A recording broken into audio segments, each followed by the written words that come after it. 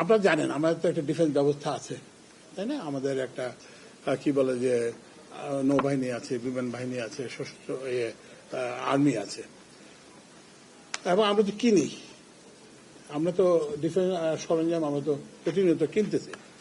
তো এখন এখানে কোনো পার্থক্য নেই, এখানে পার্থক্যটা হচ্ছে যে এখানে উৎপাদন হবে, এই জন্যই একটা জমি মাত্র বরাদ্দ করা হয়েছে, অন্য কিছু না। তো এখন এটা কি পাকিস্তান থেকে আসবে না কোন টার্কি থেকে আসবে না কোথা থেকে, না এরকম কোনো সুনির্দিষ্ট কোনো ইয়ে হয় নাই। গতকালকে যেটা আমি তো নিজে ওই সবাই ছিলাম, ওই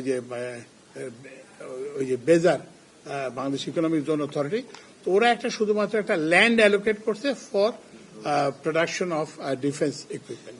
স্যার ভাইয়ের কথাটা যদি আমি একটু বুঝতে চাই যে আপনি 1.5 বছর ধরে প্রায় জ্বালানি নিয়ে একটা সংকটে আছিলেন, একটু এই বিষয়ে আমরা চীন, পাকিস্তান সহ বিভিন্ন দেশ থেকে যুদ্ধ বিমান সহ অনেক ব্যয়ের একটা আপনাদের উদ্যোগ দেখেছি। এই ক্ষেত্রে আমাদের এই না জ্বালানি কোনো এটা জোর করবে না, কারণ হচ্ছে কি যে এটা তো আরো বরঞ্চ ডিফেন্স ব্যয় কমাবে, কারণ আপনি তো লোকাল একটা ভ্যালু এডিশন হবে।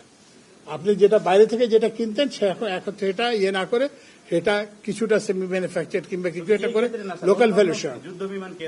তুরস্ক থেকে ড্রোন এবং না এগুলো কোনো স্পেসিফিক কোনো হয় নাই, শুধুমাত্র আমি যেটুকু জানি সেটুকু আমি বলবো। আমি যেটা জানি না সেটা সম্পর্কে আপনাদেরকে কথা বলতে চাই না। আমি বেজার ওই মিটিংয়ে ছিলাম, সেখানে শুধুমাত্র একটা জমি অ্যালোকেট করা হয়েছে ফর যেখানে প্রোডাকশন অফ ডিফেন্স ইকুইপমেন্ট হবে। এটি সরকার তো স্পষ্ট, আমরা তো বলি নাই যে আমরা খেলবো না। আমরা তো কি বলে যে যেটা কি বলে বিশ্বকাপ ক্রিকেটে আমরা অংশগ্রহণ করতে আগ্রহী।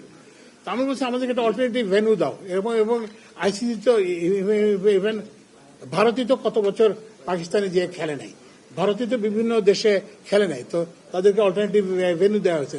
আমরা তো এমন কিছু চাই নাই যেটা একটা কি বলে একটা আজগুবি কিংবা কোথা থেকে একটা ইনোভেশন, এরকম তো কিছু না। মুসাফিজকে কেন বাদ দেওয়া হলো? কারণ ওখানকার একটা বিজেপি এবং শিবসেনা ওরা বললো যে তাকে বাদ দিতে হবে। তো সেই পরিপ্রেক্ষিতে আমরা আমাদের খেলোয়াড়ের নিরাপত্তা, দর্শকদের নিরাপত্তার কথা বিবেচনা করে আমরা এই সিদ্ধান্ত নিয়েছি।